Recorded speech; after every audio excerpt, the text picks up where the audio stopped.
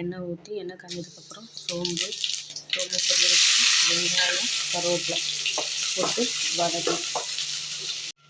வெங்காயம் போட்டதுக்கப்புறம் ஒரு ஸ்பூன் இஞ்சி பூண்டு பேஸ்ட் இதையும் போட்டு பச்சை வாசனை போகிற வரைக்கும் நல்லா வதக்கிக்கலாம்.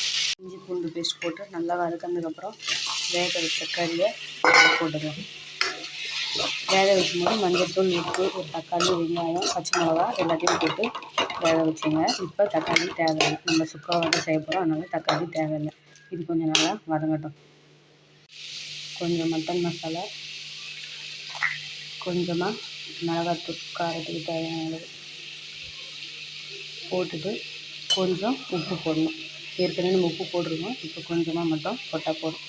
அவ்வளோதான். இதை போட்டு ஒரு 5 நிமிஷம் நல்லா வதக்கி விட்டுட்டு மூடி போட்டு வதக்கினா மட்டன் சுக்கா ரெடி. சுக்கா ரெடி ஆகிடுச்சு. இப்போ கொத்தமல்லி தழை தூவி ஆஃப் பண்ணிடலாம். மட்டன் சுக்கா ரெடி. பிடிச்சிருந்தா லைக் பண்ணுங்கள், சப்ஸ்கிரைப் பண்ணுங்கள்.